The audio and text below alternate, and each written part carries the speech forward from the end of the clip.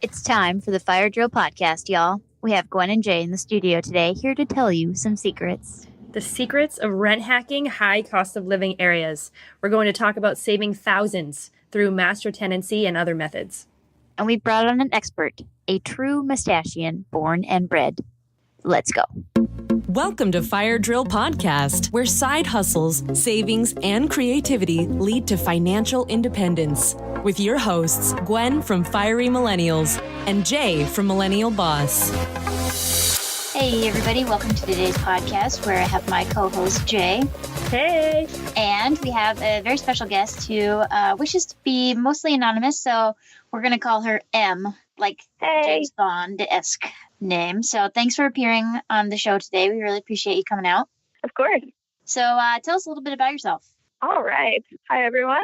I am late 20s Mustachian-esque person, and I grew up in the middle of nowhere.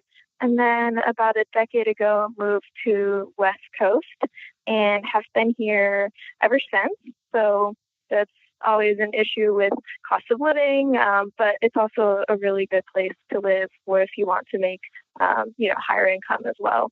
So I've been able to kind of find a lot of Mustachian hacks to make it work and just kind of living the dream out here. And hopefully I'll hit fire in about 8 or so years. When did you first discover Mr. Mustache, Mr. Money Mustache, and how long have you been working towards fire already? Yeah, I've been working towards fire for about 8 years. I had a coworker, my very first job out of grad school. He wasn't my boss, but he kind of became my boss. And we were just talking one day, and he said that his friend just started a blog. He grew up with this guy named Pete, and he thought it was really cool. And he knew that I biked to work and everything, and he thought it would kind of be right up my alley. So this was back in 2010, and he said I should check it out. And the blog was, completely different back then and kind of absolutely nothing. But I thought it was really great. And it was kind of like, these are my people. I've been doing all of this. I didn't know there was kind of other people that did it. And I didn't really know there was like a name for it and a way to connect with people and kind of keep on track with each other. So that's kind of how I randomly stumbled into it at the very infancy, and I've been following it ever since. Wow. So you're kind of like OG Mustachian. You're a Mustachian before there were such a thing as a Mustachian. Well, no, I think it's just a thing. But then when he started the blog, we kind of, everyone who is like that naturally, including myself, all kind of had a community and I guess a word to call themselves as well. So wait, Mr. Money Mustache, childhood friend, was your boss? Yeah, well, he's my boss from a really long time ago. Mm-hmm. Yeah, they grew up together. They went to middle school together or something. That's crazy. Yeah. So we were actually laughing before the call. If you had to test how Mustachian are you, I think you would be high up on the list. Would you want to tell us a little bit about your phone and how you hack that? Yeah, so we just spent 5 minutes trying to put this call together because I don't have a Skype account and I don't have a regular phone either. I have a flip phone, so it was a little troublesome, but they figured it out. So that's one of the pros and cons, I think, of my current lifestyle. I wouldn't call myself very extreme. I kind of just do what I like, but it just happens that the things that I enjoy don't really cost money. And I also just don't like fancy things. It's not that I don't like them. I actively kind of hate them. I think it stems from growing up in a non-very affluent part of the world where no one really had very much stuff. And if you were kind of flashy about it, you were just kind of seen as a total jerk. And I mean, if you had say grass in your front yard, people would I would judge. That's such a waste of water. It's a lot of time and effort. You don't even use your front yard. It's flashy. You're just wasting a bunch of water. And where I come from, water is a very scarce resource. So I think that kind of made me think that you want things, but if you don't need them, then they're not necessary. I also just really like doing things that are free. So every morning I go on a bike ride and watch the sunrise, and every night I go on a walk and watch the sunset. I really like biking and walking and playing sports and going to the park and going to the library and things that are they just happen to not cost money. I think I'm just kind of lucky in the fact that I don't have very expensive taste, I guess, but it's not something that I really try hard to avoid spending money either. So I wouldn't call myself extreme in that sense, because I kind of just do what I do anyway. But I just happen to like things that don't cost money. I mean, right on. So, living in a technology mecca where everyone has the latest gadget and everyone's lawns are perfectly manicured with every flower you can imagine. How do you find community with that type of? Oh gosh, that's never been an issue. I would say some of my very best friends and people I spend a lot of time with are my next door neighbors. I have 8 on all sides. We're actually very, very close. I'm definitely at the point in my life where I just have too many friends. I don't have enough time to I have a spreadsheet of the people that I really don't live nearby that I really need to make sure I keep up my my time with, and I spend enough time talking with them and helping each other with issues and planning trips to go see each other.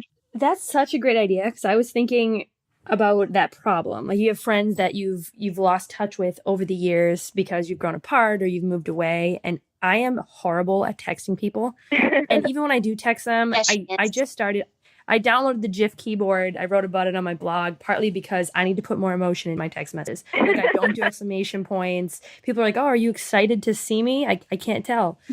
So yes. For me, I don't know if I'd ever do a spreadsheet, but the idea of keeping an organized list of people that you want to touch with is pretty.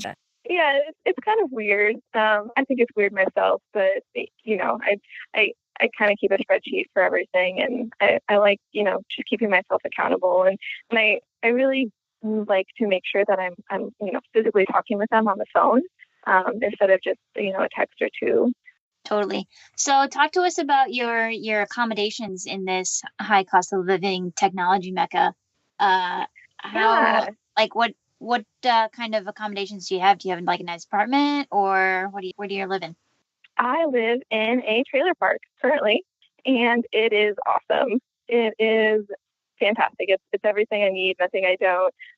It's in a great neighborhood. It's super safe. It's super cheap. It's super great. I love everything about it, honestly. But before that, I was living, the West Coast lifestyle for almost a decade as well. And I don't think I ever paid more than $750 in rent. It's just, I could have spent thousands and thousands and thousands of dollars on an apartment every month. Or you can choose not to do that. And it's more difficult, obviously, living in a high cost of living area and finding cheaper housing. And it's a lot of effort, but monetarily, I think it's completely worth it. No, let's frame this for people before we get into the strategies, because I totally agree with you there. When we met, I was paying $2,600 a month for my apartment. Now, some of you are probably falling on the floor thinking about that number. That's but ridiculous. I actually paid $2,600. It was tiny, no AC, barely any windows. I'm saying gross. And then I met Em, and she told me that she lives in a trailer, and I hadn't known anyone that had lived in a trailer before, and I was curious about it. So I went over and saw it, and it made my apartment look like a cave. I've totally lived in a trailer, by the way. You've lived in a trailer? Uh-huh. Okay, well, I've never seen one before. This thing was luxurious. Except mine costs $200 a month for a room. So, there's that. Yeah. When people say trailer park, they usually they have a negative reaction, as I did before. But it just happened to work out this way. But yeah, it's a really nice double wide. There's not granite countertops or anything, but it has definitely everything we need, and no extra stuff that we don't. So we really like it. But yeah, so before I was kind of just within the single, no kid, no pet life, and just hopping around to the cheapest place I could just sleep at night, because I would just spend all day either outside or at work, and there really wasn't a need to spend a lot of money on something like that. And then when we moved to an even higher cost of living area, then the next thing that we were able to do was basically just set up, what I did is I set up a Craigslist alert for any 3-bedroom or larger place under $2,500. They weren't very frequent, and I would go over like 30 seconds after it was posted. And I would basically, check it out, make sure it wasn't completely insane. And then I would sign the lease with the master tenant, and then you can rent out the other rooms. So depending on how large it is, if you got like a 4-bedroom, say you would just live in a master and you could have, whatever you wanted, your boyfriend or girlfriend or cats or whatever, like you're the master tenant, you make the rules, and then you say, room for rent in this nice house, there's 2 cats, I live in the master with my boyfriend, like, here's the deal. That's much easier than trying to say like, oh, hey, I want to rent out a room in a house, but I have a boyfriend and 2 cats and a ferret. Like, it's just not going to work. So kind of being in charge and taking all the responsibility, and then really just, renting out the rest has worked really well for me in the past. And just depending on where the laws are in your area, it's actually crazy, but you can, in certain areas, you can rent out the extra rooms for up to the full price of the entire apartment or house. So, and that's just like through a single landlord, not through like an apartment complex or something where you usually just have to co-sign on the lease. But if you find a landlord who would rather deal with 1 person than 5, and most likely they would like to do that, you take full responsibility, you put the full deposit in.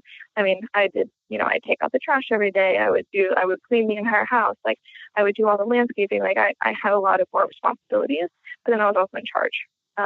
And then you can kind of just make the rules. And then that gave us a lot of flexibility for a lot of years as well.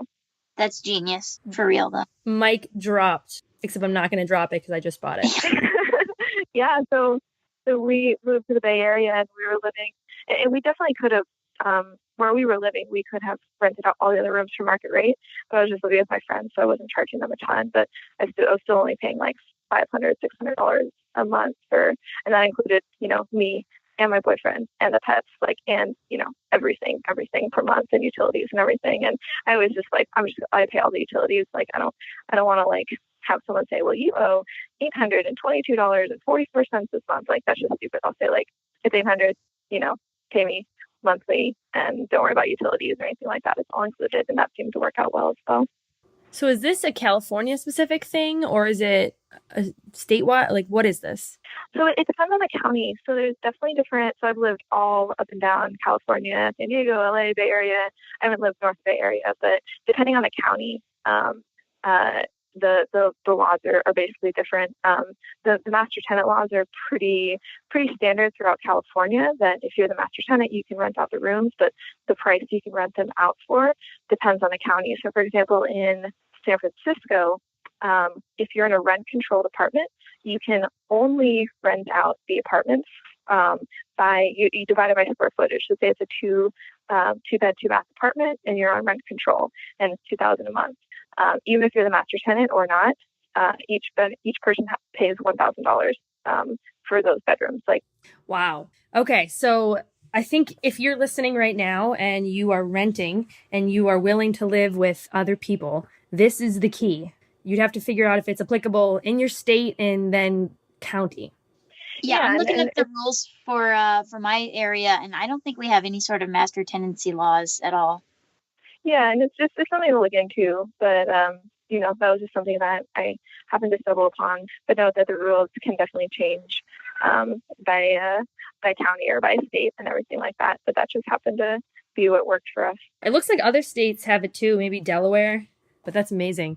So, okay, the first step, you need to get somebody who's going to agree to this situation and rent it to one person. And I'm assuming the benefit for them is that you're on the hook for the whole lease. You'll find them the people. They don't have to worry about it.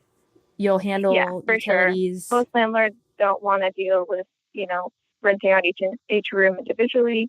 And I found zero problem with just, putting in an extra deposit, saying, here's all. And the other thing I've done too is a lot of these landlords are, it's not their favorite thing to do, and they don't really like being a landlord. So if you can say, for $100 extra bucks a month off rent, I will do X, Y, and Z.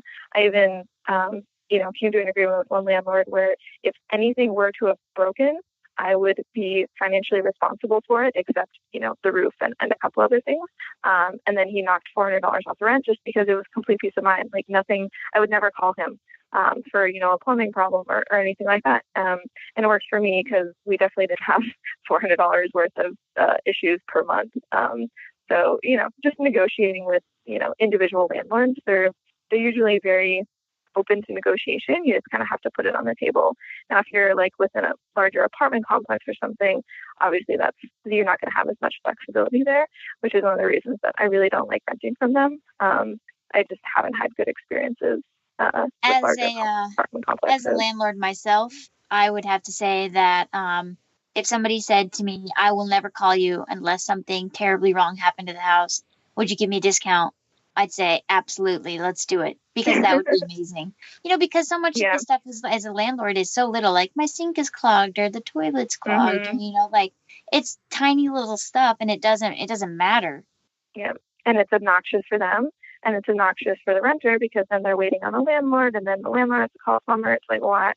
Like, I've actually learned a lot about plumbing throughout this process as well, so I can pretty much fix anything now, which is another side bonus.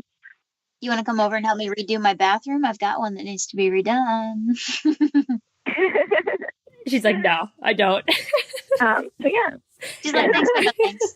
It's a hard so yeah, and like you said before, do you want to live with roommates? Like, no, I don't want to. Like, no, I didn't want to live with roommates. Like, I'd rather have my own place. But like, financially, like, would it have been worth it to pay $2,600 instead of $500? Like, absolutely not. And especially where I live, like I said, like my goal is to be outside when the sun's out, and then when the sun's down, then basically sleep, right? So it just kind of doesn't make sense to pay a ton of money for a space that I don't really use anyway. Right. Totally. So that's amazing. You saved probably thousands over the course of years doing that. You mentioned before that you're currently living in a trailer, and that's another great way to hack high cost of living housing. First of all, how did you even find out that was a thing to do? And tell us the steps involved. Oh gosh. I mean, I mentioned before, like, this is the only trailer park probably in the entire world I would ever live in. I'll just preface it with that. But I think that the long story short is just do your research, and it's time consuming, and it's definitely not easy. But it's kind of what worked for me. So I grew up in an area where there were a lot of trailer parks, and they were places that if you went there at night, you would probably die. So that was kind of how I came into this. When I moved to this area, and you look on realtor.com and you're like, oh, look, there's houses for $3 million. I could never afford that. And then you see a house for $300,000. You're like, oh, what's that? And you click on it, and it looks nice. Because like you said, like double wides nowadays, they ain't what they used to be. And then like, oh, it's it's a trailer park, haha. Like, that would never happen. Like, and then the more I thought about it, the more I was kind of like, well, that might make sense. So I started looking into it, and there's about 9 trailer parks in my area. And note, there are trailer parks in San Diego, in Los Angeles, on the beach in Malibu, in the Bay Area, like in Sacramento, like everywhere. Like they exist, even if you don't think they actually do. And the thing is, usually not only are the trailers, sometimes old and pretty crappy, but then there's basically an HOA fee that you pay monthly because you own the structure but not the land. And a lot of the fees they vary a lot. So, the fee for a trailer park where I grew up would probably be, $180 or something a month for the HOA fee. And that includes, like trash and water and the pool and the community center and stuff like that. But it's definitely, higher than it would be if you just owned a house outright and didn't have an HOA fee. And then the ones in this area, they're anywhere from $500 to $2,000 a month just for the HOA fee. And I was pretty lucky to be able to find one that was very close to the things that I wanted and needed. And there was a really old trailer for sale that has not been updated. The floors are awful. The carpet was just shot. Like there's nothing like nice about it. And I actually hated it at first, and I was like, oh, it's awful. And I thought about it, and I was like, this could really work. You basically go through the whole whole loan process and everything. I had to put down, I think, 40%, and then I had a mortgage for the rest. And then you go through closing, you need an inspection. It's pretty similar to a regular house. But I've had it for a couple years now, and it was absolutely the best decision I've ever made. Wow. So I think we've talked before about some of the downsides in terms of the specific ability to get financing for a trailer. Also, you need to presently live in it. You can't rent it out. Can you tell us some of the caveats to owning a trailer?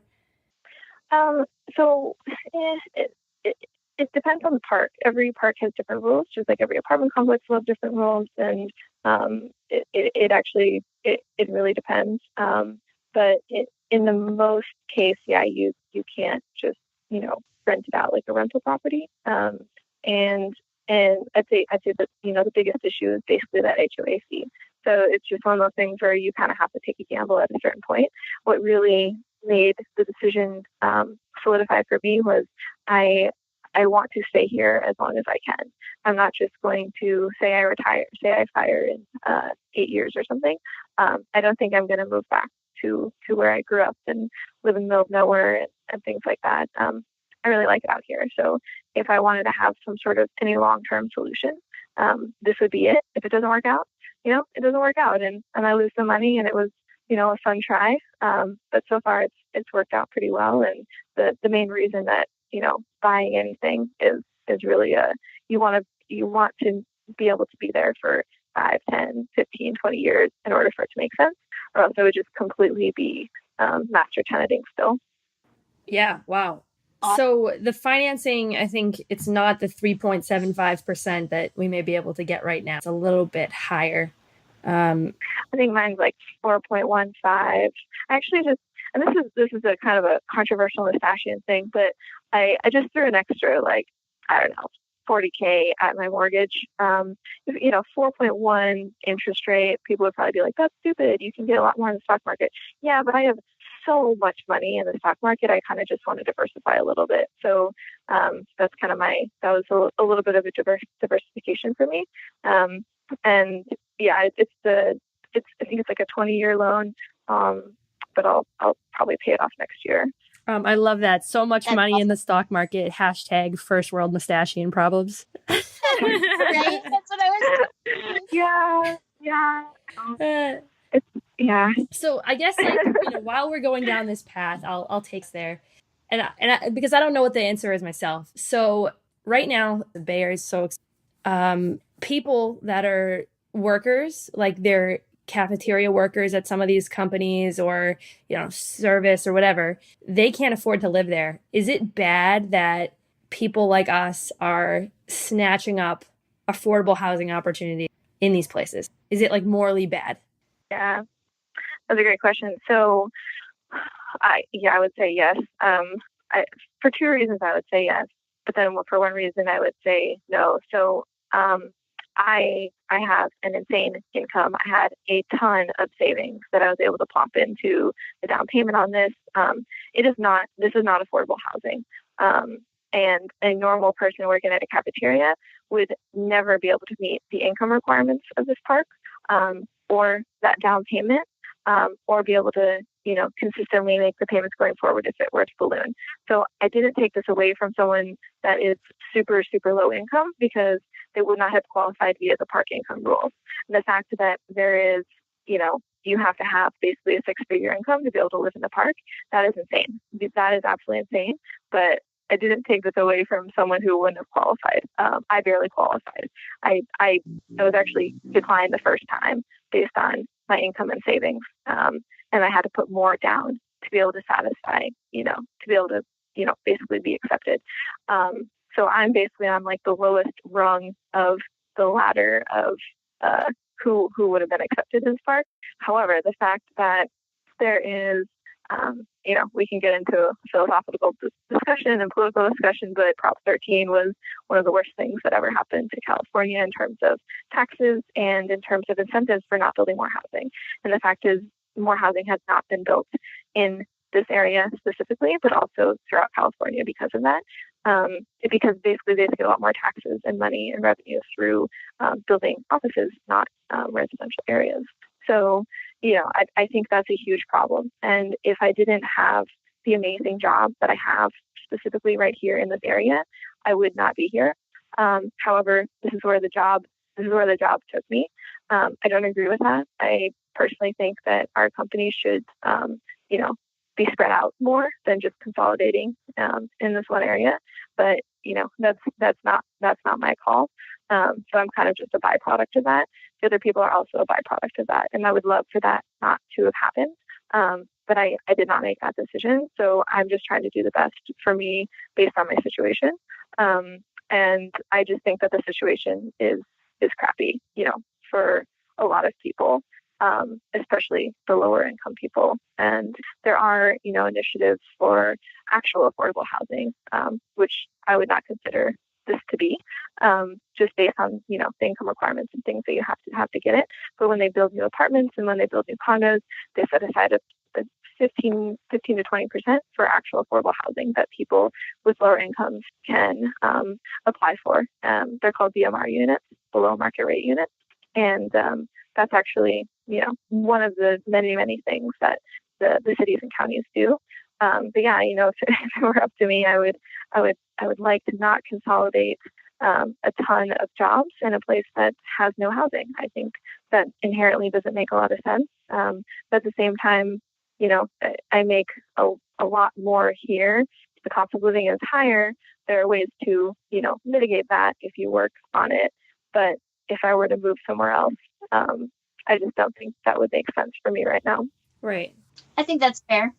Yeah, I think that's totally fair. And I'm sorry to throw a curveball at you, but I guess as Mustachians, or I guess as people who are pursuing early retirement, we're going to put ourselves in a position to have a lot more savings than the average person and a lot more privilege that comes with that. So it's interesting to think about how everyone else too. But at the same time, it's deserved. I mean, You have a flip phone, you're biking to work. It's not like you're being wasteful at all with your spending.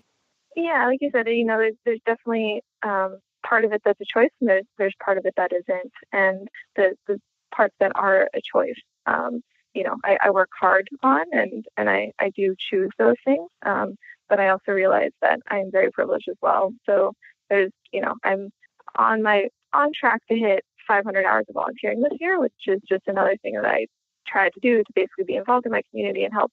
It's basically with lower income kids at schools in my city. So just, learning about that and meeting their parents, and actually a lot of them live in the park. So currently, the park I live in, like, those are the income requirements now. But if people have been living here for 30 years, like, yeah, that is affordable housing. Absolutely. So it depends, right? Like, at what point did you come here? And if you've been here for a while, what else is happening? They also passed more of like they're passing more like rent control-ish laws, or at least they're introducing them as well. And as an economist, I'm not going to say that those are, economically the best things in the world, but when you have such a housing shortage and you're just adding so many jobs, something's definitely got to give. So I'm becoming very active in my community and really trying to understand more about what's happening and help out where I can. And it's not something that's going to be solved overnight. And but I also don't, personally take blame for what happened, because it wasn't my decision as well. Right. Totally. So, Em, what would you do in your wildest dreams? If you could pick anything in the world to do, what would it be? Well, unlike most Mustachians, I'm pretty travel adverse. So I've thought about this for a really long time. If I had one wish or a dream or something that could come true, it would definitely be teleportation. And then I could see all my friends and family without having to just call them on the phone or take, a plane ride, which I just absolutely hate. That would be my best dream, is just, spending a whole day with all the people I really care about. But they all live, like, literally every single one of them lives in a different state or a different country. So being able to just instantly hang out with all of them for a day, I think would be the best thing ever. And I'm hoping that, these tech companies can get on it and invent teleportation pretty soon. Yeah, get on it, Elon. That would be really great. What? I said, get on it, Elon. we'll see it. We'll see if that works. But that would definitely be my dream. Is just hanging out with all the people that I really care about for a day and eating lots of really good food. If I could just eat whatever I wanted and not have any health repercussions, that would be like super sweet too. Awesome. All right. Well, I love it. So since you don't have a blog, if people wanted to ask you a question or comment on it, they're just going to leave a comment on the page on the blog for it, and you can respond from there. Sound good? Sounds great. Awesome. Thank you. Thanks for listening to today's episode. Go to our website, firedrillpodcast.com, to continue the discussion and get the link to our private Facebook group. If you like us, leave us a review on iTunes. If you're like me, you have no idea how to do that. So, in the podcast app or in iTunes, search for Fire Drill Podcast, find it, click the Reviews tab, and write something to make my mother proud of me. We read every single review and want to say thank you from the bottom of our hearts for making this podcast possible.